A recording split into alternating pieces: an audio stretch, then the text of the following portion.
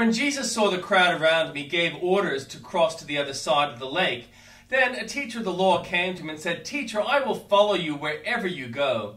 Jesus replied, "Foxes have dens and birds have nests, but the Son of Man has no place to lay his head." Another disciple said to him, "Lord, first let me go and bury my father." But Jesus told him, "Follow me and let the dead bury their own dead." Then he got into the boat, and his disciples followed him. Suddenly a furious storm came up on the lake, so that the waves swept over the boat. But Jesus was sleeping. The disciples went down and woke him, saying, "Lord, save us, we're going to drown." He replied, "You of little faith, why are you so afraid?"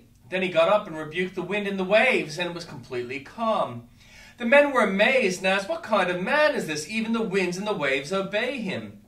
When he arrived at the other side of the region of the Gadarenes, 2 demon-possessed men coming from the tombs met him. They were so violent that no one could pass that way. "What do you want with us, Son of God?" they shouted. "Have you come here to torture us before the appointed time?" Some distance from them, a large herd of pigs was feeding. The demons begged Jesus, "If you drive us out, send us into the herd of pigs." He said to them, "Go." So they came out and went into the pigs, and the whole herd rushed off down the steep bank into the lake and died in the water. Those tending the pigs ran off, went into the town and reported all this, including what had happened to the demon-possessed men. Then the whole town went out to meet Jesus, and when they saw him, they pleaded with him to leave their region. And the Old Testament reading. When Isaac was old and his eyes were so weak that he could no longer see, he called for Esau, his oldest son, and said to him, "My son." "Here I am," he answered. Isaac said, "I am now an old man and don't know the day of my death. Now then, get your equipment, your quiver and bow, and go out to the open country to hunt some wild game for me. Prepare for me the kind of tasty food I like, and bring it to me to eat, so that I may give you my blessing before I die." Now Rebekah was listening as Isaac spoke to his son Esau. When Esau left for the open country to hunt game and bring it back, Rebekah said to her son Jacob, "Look, I overheard your father saying to your brother Esau, 'Bring me some game and prepare me some tasty food to eat, so that I may give you my blessing in the presence of the Lord before I die.' Now, my son, listen carefully and do what I tell you. Go out to the flock and bring me the choice young goats, so I can prepare some tasty food for your father, just the way he likes it. Then take it to your father to eat, so that he may give you his blessing before he dies." Jacob said to Rebekah his mother, "But my brother Esau is a hairy man, while I have smooth skin. What if my father touches me? I would appear to be tricking him and would bring down a curse on myself rather than a blessing." His mother said to him, "My son, let the curse fall on me. Just do what I say. Go and get them for me." So he went and got them and brought them to his mother, and she prepared some tasty food just the way his father liked it.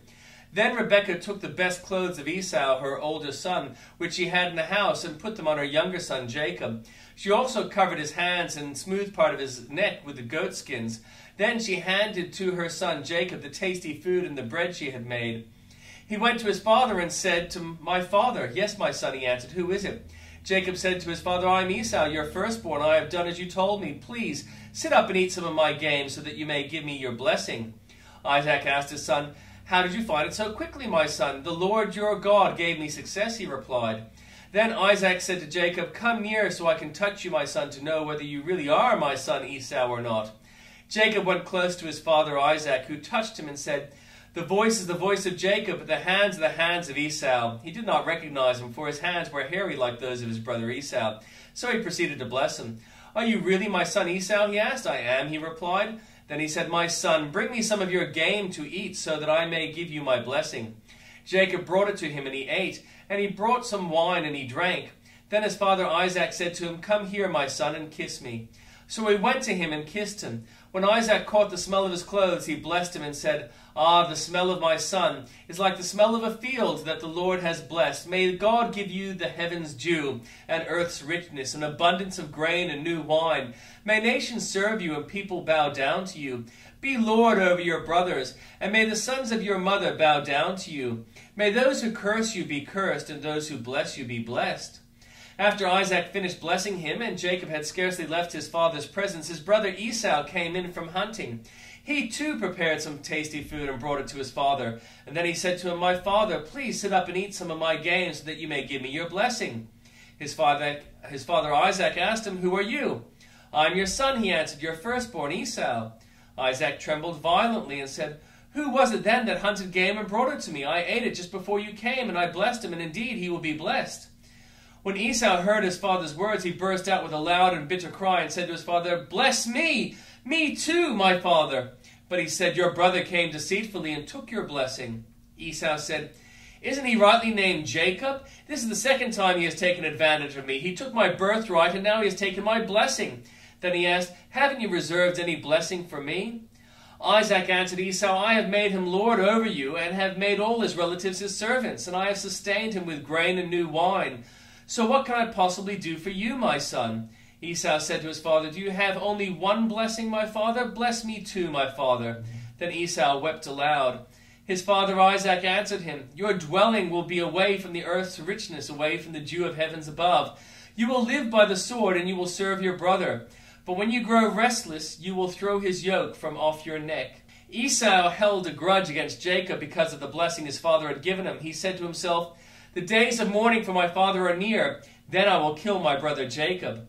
When Rebekah was told what her oldest son Esau had said, she sent for her younger son Jacob and said to him, "Your brother Esau is planning to avenge himself by killing you. Now then, my son, do what I say.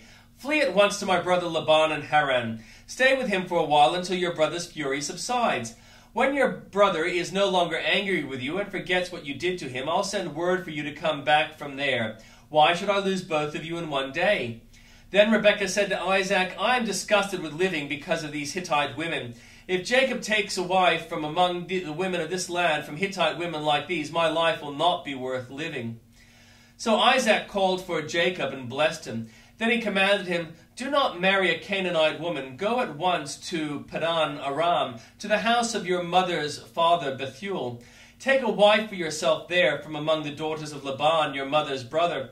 May God Almighty bless you and make you fruitful and increase your numbers until you become a community of peoples.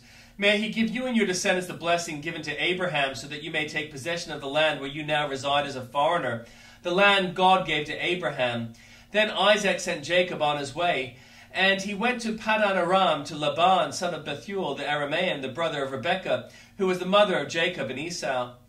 Now Esau learned that Isaac had blessed Jacob and had sent him to Padan Aram to take wife from there, and that when he blessed him, he commanded him, "Do not marry a Canaanite woman," and that Jacob had obeyed his father and mother and had gone to Padan Aram. Esau then realized how displeasing the Canaanite women were to his father Isaac. So he went to Ishmael and married Mahalath, the sister of Nebaioth, the daughter of Ishmael, son of Abraham, in addition to the wives he already had. Jacob left Beersheba and set out for Haran. When he reached a certain place, he stopped for the night because the sun had set. Taking one of the stones there, he put it under his head and lay down to sleep.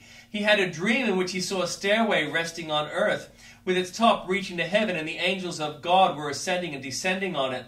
There above it stood the Lord, and he said, "I am the Lord, the God your father Abraham, and the God of Isaac.